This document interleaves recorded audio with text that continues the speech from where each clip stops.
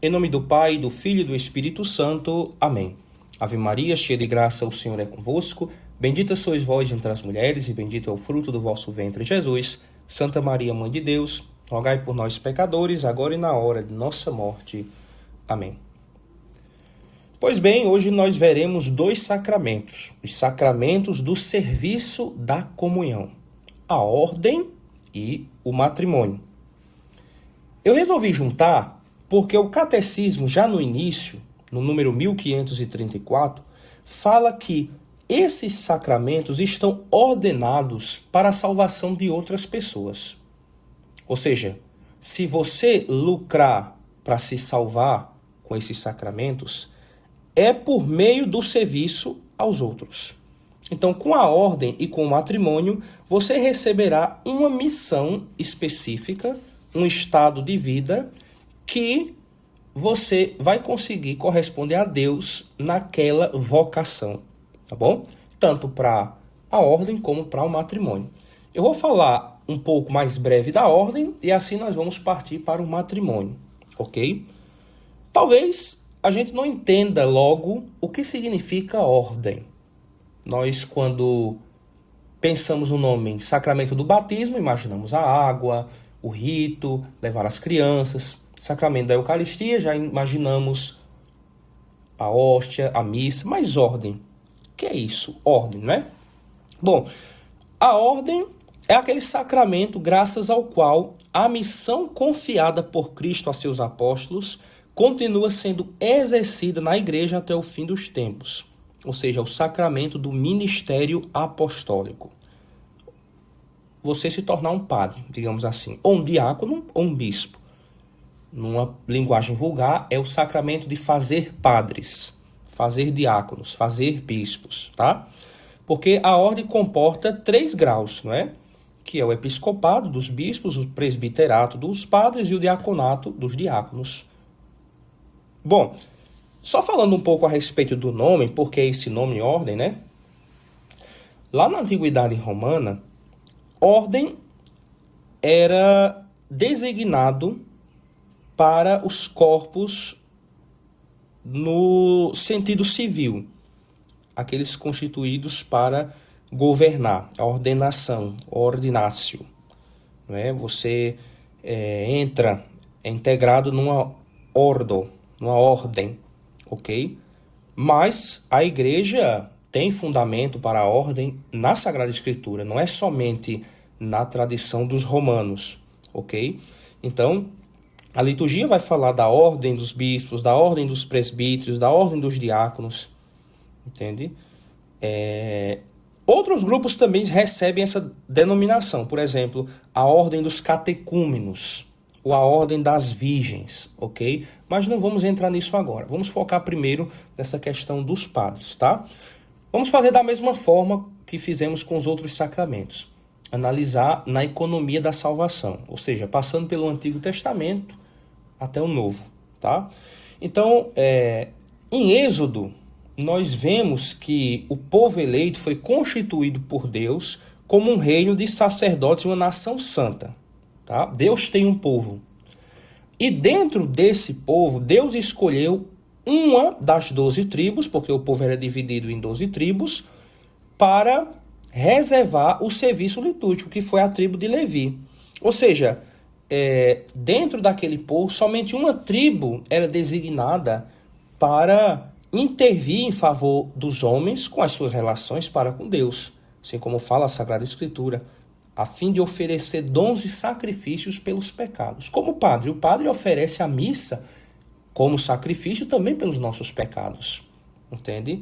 Então, Israel tinha os seus sacerdotes. E outras passagens do Antigo Testamento mostram que elas apontam para o sacerdócio de Cristo, que é o verdadeiro e único sacerdote. Então, nós temos isso, a prefiguração de Melquisedeque, como eu já falei para vocês, ok? O número 1545 diz que o sacrifício redentor de Cristo ele é único, é realizado uma vez por todas, não é o sacrifício da cruz.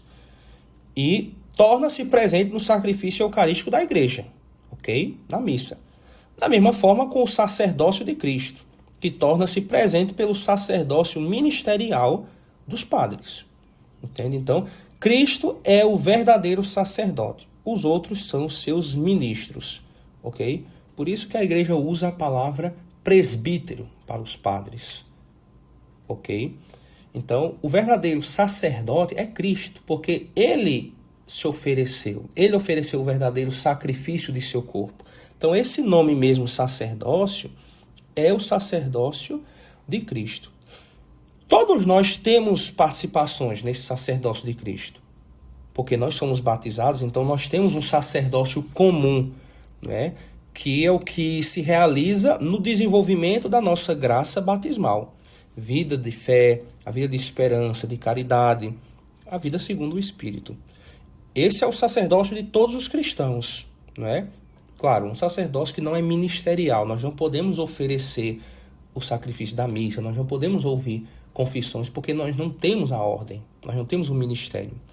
E tem também o serviço eclesial do ministro ordenado, que é um sacerdócio ministerial, onde o padre age in persona Christi, na pessoa de Cristo, ok? O padre, por causa do sacramento da ordem, age na pessoa de Cristo, cabeça. Daí que se vem o respeito aos padres, né? Então, mesmo que a única tarefa do sacerdócio não seja essa, né, de apenas representar o Cristo cabeça, os padres agem em nome de toda a igreja quando apresenta a Deus a oração da igreja, né, e quando oferece o sacrifício eucarístico da missa, ok?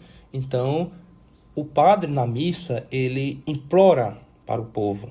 O padre é alguém que é retirado do meio do povo para servir ao povo, né? Então, ali ele oferece sacrifícios por aquelas pessoas. Por isso que é uma pessoa consagrada, é retirada. E tem as exigências desse ministério, né?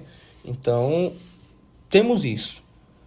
O catecismo, nos números 1554 e diante, passa pelos 3 graus do sacramento da ordem. Tá? Que isso é aquilo que eu falei para vocês. O sacramento da ordem, ele tem graus. Não é somente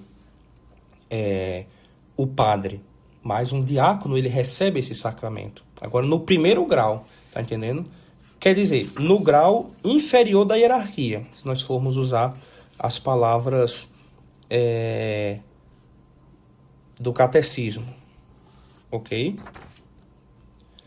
E quem pode conferir, como Cristo escolheu os apóstolos?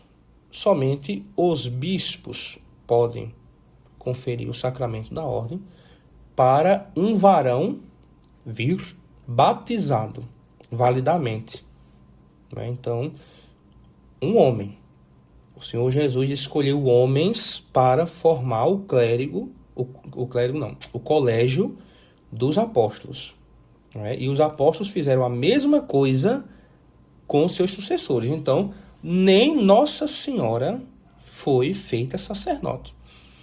Tem muitas correntes aí querendo que mulheres sejam sacerdotisas, dizem que é preconceito da igreja, mas a igreja não tem a capacidade, a autoridade de mudar uma escolha do próprio Cristo. A ordenação de mulheres, o Papa João Paulo II acabou com essa história num documento. A igreja não tem poder de mudar o que Cristo escolheu. E os apóstolos fizeram a mesma coisa.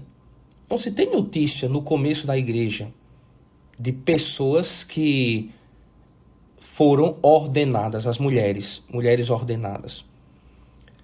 Aí algum protestante pode dizer, Frei, mas não tem uma passagem na Bíblia que fala que se tinha diaconisas? Não era um grau da ordem? Não. Essas diaconisas que são citadas na Bíblia, elas eram mulheres que ajudavam no batismo, na unção batismal, porque a igreja se preocupava tanto com a pureza dos seus padres, dos seus sacerdotes, que para, por exemplo, passar a unção no peito das mulheres, eles não faziam isso. Quem faziam eram essas diaconisas. mas não eram diaconisas realmente no sentido que nós vemos diáconos hoje. Não era, tá? Então, o número 1578 do Catecismo alerta que ninguém tem o direito de receber o sacramento da ordem. Ninguém pode chegar e dizer assim, simplesmente, me ordene aqui porque eu quero o status, eu quero ser padre. Assim, você que vê em si os sinais do chamado ao ministério ordenado, deve se submeter à igreja, à autoridade da igreja. Submeter o seu desejo a isso. Porque é a igreja que vai julgar a sua vocação. Então, esse sacramento, como toda graça que nós recebemos de Deus, não pode ser recebido a não ser como um dom imerecido. Entende? Porque ninguém tem esse direito. Tá? Número 1579. Todos os ministros ordenados da Igreja Latina, com exceção dos diáconos permanentes, normalmente são escolhidos entre os homens fiéis que vivem como celibatários e querem guardar o celibato por causa do reino dos céus, como diz em Mateus capítulo 19, versículo 12. Os diáconos permanentes podem casar, podem ter mulher, tem toda uma lei sobre o diaconato permanente, como é que se deve fazer, ok? Então, o diácono permanente pode. O padre não pode. Mas isso do padre ser celibatário não é algo dogmático do sacerdócio. Em que sentido? Por exemplo, em outras igrejas católicas, como a ortodoxa, padres se casam. Se um padre da igreja romana deixar o ministério e quiser se casar, ele pode. Ah, Frei, mas isso é uma injustiça porque eu me divorciar, não posso me casar mais, e um padre deixa de ser padre, ele pode se casar. Ele pode se casar, porque ser casado ou não, ter mulher ou não, isso não impede dele exercer o sacerdócio. Entende? Não impede, porque isso é uma coisa pastoral. Não é dogmática do sacerdócio em si. Entendeu? Não é, tem gente que pensa, é porque a igreja quer controlar os bens, não pode deixar bens para a família. Olha, para e pensa. Como seria um padre casado? Como seria a confusão? Não é? As transferências, a casa. Só tenta imaginar, usa um pouco da razão, da lógica, para você pensar como seria a vida se os padres fossem casados. O pastor, ele não mora na igreja. Ele tem sua casa, ele tem seu emprego. Mas o padre, ele vive totalmente para a igreja. Ele é dedicado totalmente ao Senhor. Consegue perceber a diferença? E mesmo que ele saia e se case, ele continua sendo padre, mas não exercendo o ministério, porque esse sacramento torna a pessoa semelhante a Cristo por causa de uma graça especial do Espírito Santo. Ou seja, como no caso do batismo e da crisma, o sacramento da ordem é concedido uma vez por todas. Então, é um caráter espiritual indelével e não pode ser reiterado nem conferido temporariamente. Ninguém pode ser ordenado, por exemplo, só por um ano. Você, uma vez ordenado, é ordenado para sempre. Igual batismo. Uma vez batizado, é batizado para sempre. Tá bom? E também não pode ser retirado. Você é padre para sempre. Mesmo que você não exerça. Mas você tem na alma esse caráter de alma sacerdotal. É indelével. Por isso que não impede você de casar. Porque só é você não exercer. Entendeu? Bom, isso era o que eu queria passar para vocês, tá bom? Bem rápido, né? A respeito do sacramento da ordem, ok? Acho que não vai ficar tantas dúvidas. Agora eu queria só ler no final um texto da venerável Madeleine, uma leiga francesa que teve uma história muito bonita de conversão e fala sobre o que é um sacerdócio de verdade, tá bom? Um sacerdote de verdade, um padre de verdade. Ela diz assim, ó: a ausência de um verdadeiro sacerdote em uma vida é um sofrimento que não tem nome. O maior presente que se poderia dar, a maior caridade que se poderia fazer, é um sacerdote que seja um sacerdote de verdade. É a maior aproximação que se poderia realizar aqui embaixo da presença visível do Cristo. Há sacerdotes que parecem nunca ter tido uma vida de homem. Eles não sabem avaliar as dificuldades de um leigo, de um pai ou de uma mãe de família, com o seu verdadeiro peso humano. Eles não se dão conta daquilo que é realmente a vida de um homem ou de uma mulher. Quando os leigos cristãos encontram pela primeira vez um sacerdote que o compreende, que entrou com o seu coração de homem em suas vidas, em suas dificuldades, eles jamais se esquecem dele.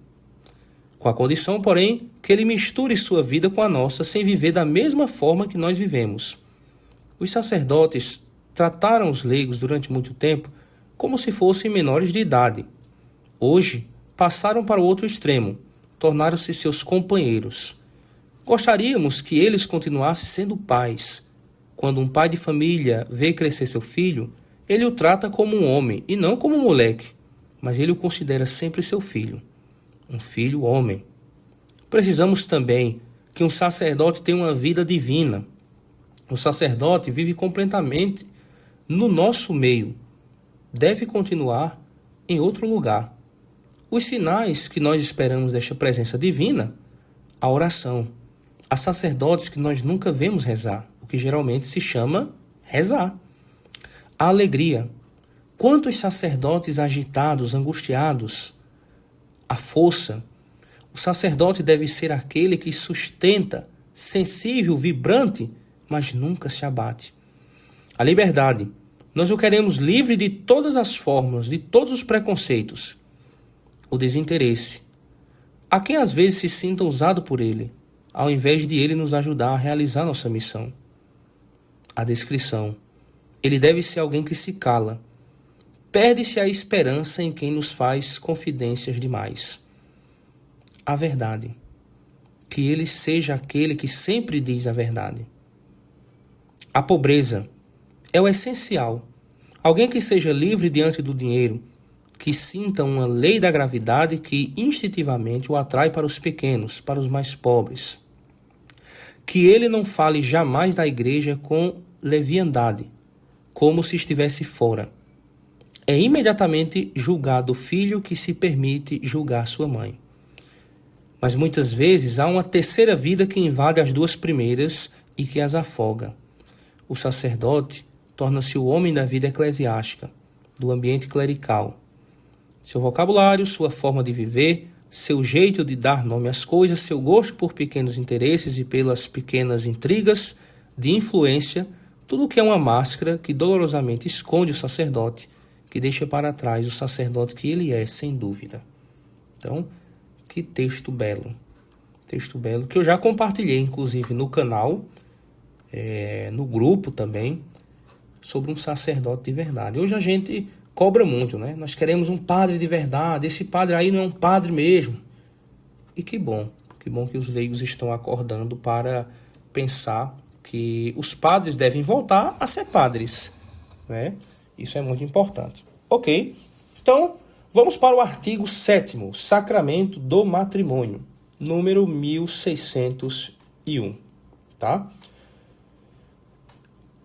A aliança matrimonial pela qual o homem e a mulher constituem entre si a comunhão da vida toda é ordenada por sua índole natural ao bem dos cônjuges, à geração e à educação da prole, e foi elevada entre os batizados à dignidade de sacramento por Cristo Senhor.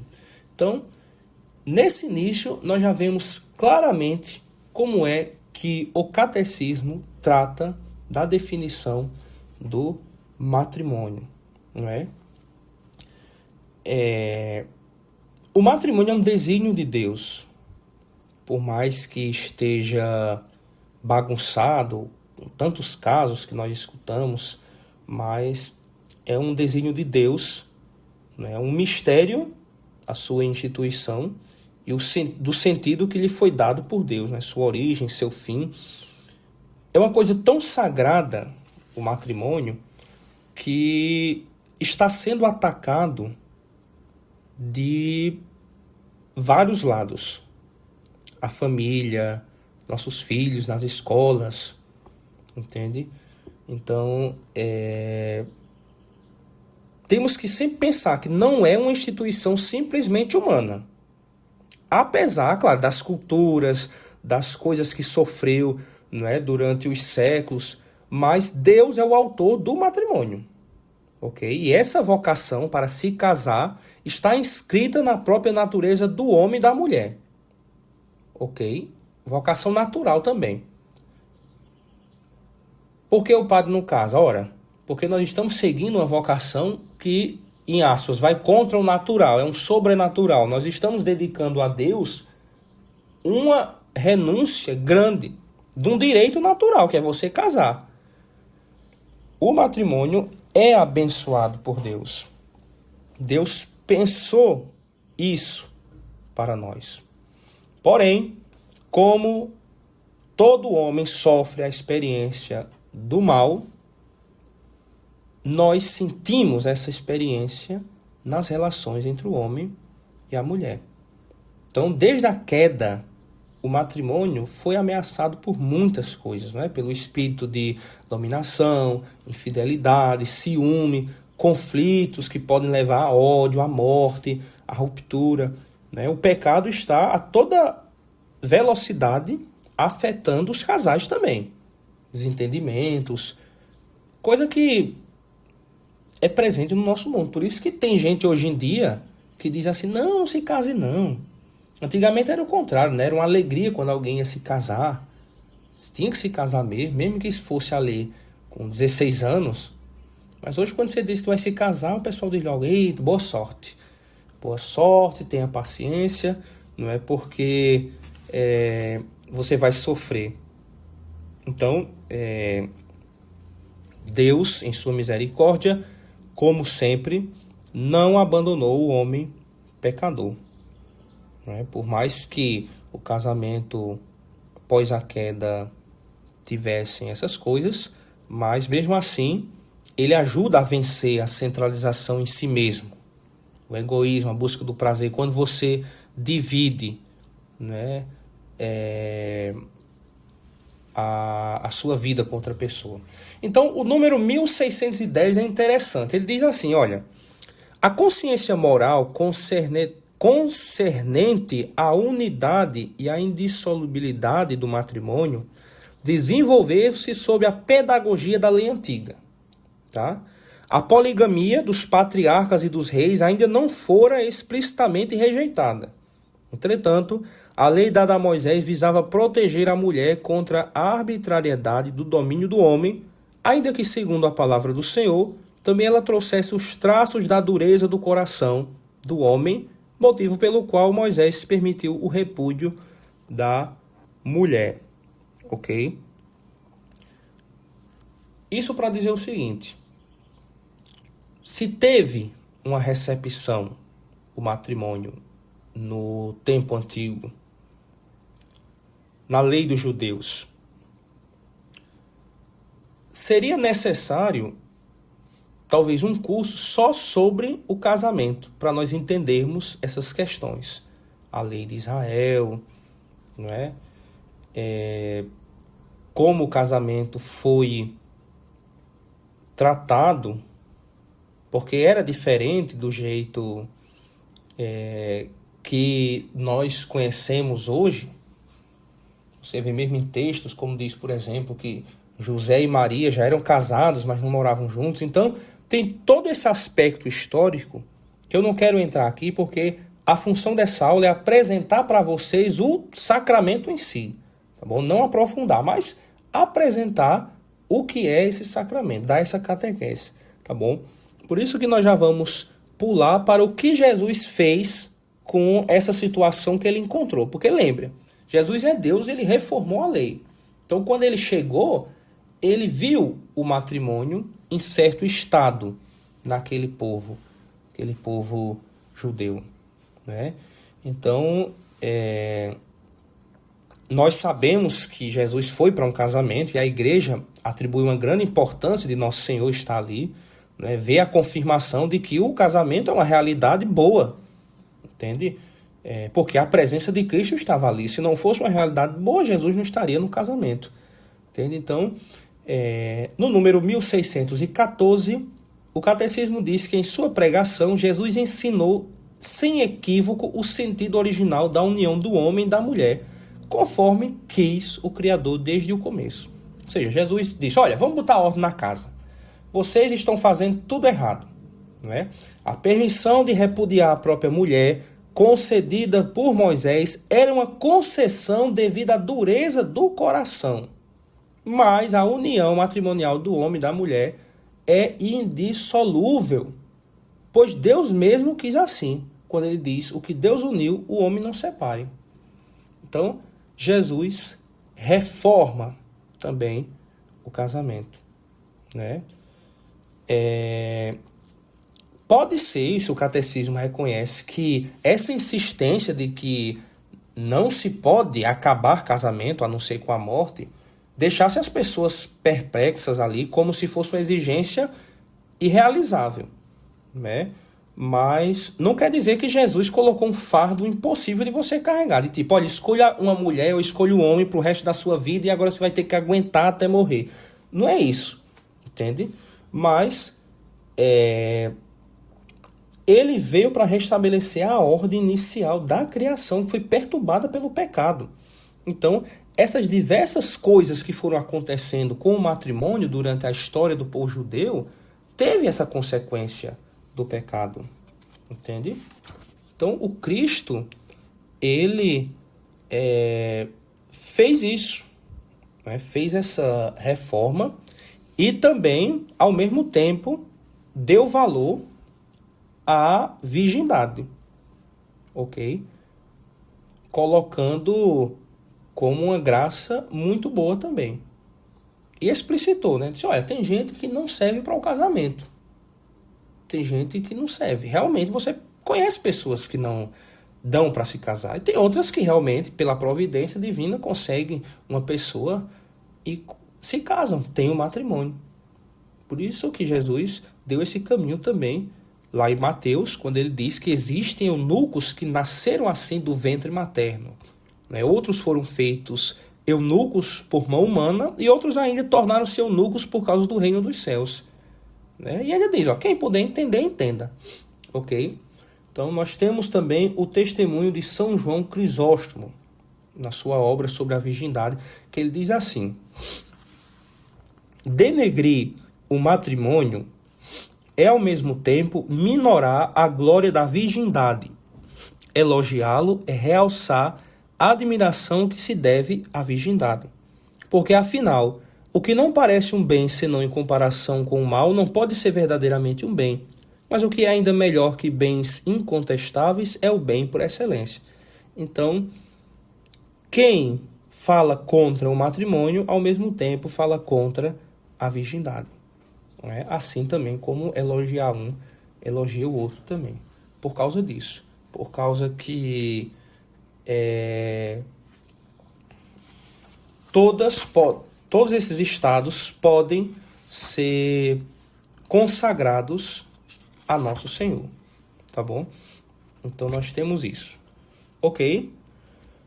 Bom, como acontece essa celebração do matrimônio entre duas pessoas, né? Dois fiéis, que é geralmente dentro da missa, ok? Bom, é bom que seja um ato público, ok? Não é? Porque você não está fazendo nada escondido, tá? E o padre, na verdade, ele só assiste. Quem se casa são os noivos. Então, nunca diga assim, o padre casou, sei lá, meus afilhados ou meus sobrinhos, não sei. Eles se casaram. O padre só assistiu, deu testemunho. Né? Então, é bom que seja dentro de uma missa, é bom que seja público, ok? E os protagonistas são vocês, o homem e a mulher, batizados e livres para contrair o matrimônio, não tem impedimento. né? E também que dê livremente o seu consentimento. Ou seja, não pode sofrer constrangimento e não pode ser impedido por uma lei natural ou eclesiástica. Ok? O que vai consentir, selar o matrimônio é isso. Ok? Se faltar consentimento, não há casamento. Chega uma pessoa colocar uma arma e dizer, olha, agora você engravidou minha filha, você vai se casar com ela. Entende? Coloca uma arma, então você está se casando obrigado. Entende? Então, o consentimento deve ser um ato da vontade de cada um dos contraentes, livres da violência ou de medo grave externo. Ok? Nenhum poder humano pode suprir esse consentimento. Se faltar esta liberdade, o casamento será inválido. Tá? O diácono pode também assistir um casamento. Ok? Então, que se tenha isso, tá? Presente. Por isso que também se tem testemunhas, porque é uma coisa séria. Você tem que ser um vocacionado ao casamento. Não pense que é todo mundo que aguenta também um casamento, não. Não pense que é todo mundo. Você precisa ser vocacionado a isso, né? Ao casamento também. Ok? Pronto. Até aqui tudo certo, tudo ok. Eu vou falar para vocês agora um pouco sobre os casamentos mistos. Tá? Só para se alguém tiver alguma curiosidade, porque em muitos países acontece isso, né? Católicos e não católicos, entende? Às vezes você se apaixona por uma pessoa que ela é protestante. Assim, eu não recomendo, tá? Isso é uma opinião minha, porque assim, você pode ter dificuldades, você pode... É como se fosse assim, você talvez está buscando a pessoa no lugar errado. Tipo, você vai buscar uma menina ou um rapaz, sei lá, numa festa, numa coisa assim, numa balada, entende? Então, ela não vai ser uma pessoa que possa aceitar bem sua religião e no futuro dar confusão por causa disso, entendeu? Mas, ok, tá? Não é um obstáculo insuperável para você se casar. Ok? Desde que vocês consigam, assim, pôr em comum que cada um recebeu em sua comunidade. Ou seja, ajuda mútua. Tá? A ajuda mútua para conseguir conviver bem. Para não ter guerra dentro de casa. Entende? Então, para ser válido um casamento assim, precisa dar uma permissão expressa da autoridade eclesiástica. Isso nós já vamos ver no número 1635, tá bom? Diz também que em caso de disparidade de culto se requer dispensa expressa do impedimento para a validade do casamento. Tá? Ele está repetindo coisas do direito canônico aqui. Ok.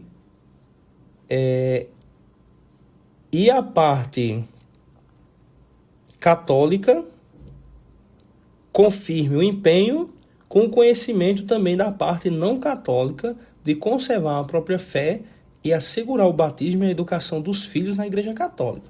Ou seja, você vai se casar com uma protestante, vai se casar com alguém que não tem fé. Agora, você tem que garantir que os filhos vão ser batizados na Igreja Católica e ter a educação católica. Entende? Isso é algo essencial, tá? De você viver a vida matrimonial com a igreja doméstica, ok? Bom, por fim, eu vou passar pelo resumindo para falar para vocês, porque é assim, gente, casamento, eu queria muito aqui abordar tudo. Eu queria trazer coisas do direito canônico, coisas da teologia do casamento, da teologia moral. Não é a hora ainda, tá bom? De falar sobre o que é que pode, o que é que não pode no casamento. Estou apresentando para vocês o sacramento, ok? O básico do básico, claro. Né? Depois vocês podem colocar dúvidas aí nos comentários, ou no grupo, no privado, sobre o sacramento em si, ok? Que eu estou fazendo essa exposição, tá? Só as últimas coisas a considerar. 1664. A unidade e a indissolubilidade e a abertura à fecundidade são essenciais ao matrimônio. Então, você tem que casar ciente de que não vai impedir seus filhos, né? Você tem que estar aberto à fecundidade, ok? Você não pode se casar pensando assim, eu não vou ter filhos, eu vou usar contraceptivos para bloquear, porque eu só quero prazer, não é? Não, o casamento, ele tem essa coisa essencial da fecundidade, tá bom? Então, coisas incompatíveis com o casamento é a poligamia, o divórcio, ok? A recusa da fecundidade são coisas incompatíveis, tá bom? O novo casamento de pessoas divorciadas contraria o desígnio e a lei de Deus que Cristo ensinou, tá bom? Jesus que deu essa lei, a igreja não pode fazer nada. Jesus disse que não fizesse isso, que não dispensasse sua mulher e se casasse com outro, porque seria adultério contra a primeira. Agora, claro, o catecismo também diz, olha, vocês não estão separados da igreja. Calma. Apesar que vocês não terão acesso à comunhão, ok? Mas vocês vão levar uma vida cristã, educando seus filhos na fé, entende? Numa situação dessa, você deve falar com o seu pároco, para que possa ter todo o acompanhamento, entende? Ter tudo o que for possível fazer para que você recupere uma possível comunhão, entendeu? Isso é um caso a se tratar com o seu padre, ok? Por isso que aqui eu passo por cima, porque são casos e casos, tá? São casos específicos, de pessoas específicas, em paróquias específicas, situações X, mas no geral é isso. Não pode ser aceitado o divórcio. E você, divorciado, também não terá acesso à comunhão eucarística, como diz o catecismo. Mas você precisa de um acompanhamento. Da mesma forma, se a pessoa com quem você vive junto, né, não quer casar, e você quer casar, então o processo da sanação radical, né, para você comungar, tem todo o acompanhamento. A igreja é mãe nesse sentido, tá? A igreja também acolhe você que vai fazer esse trabalho, não é? Esse processo no seu sacramento. Por isso que Jesus diz, olha, quer casar, case. Agora saiba o que está fazendo.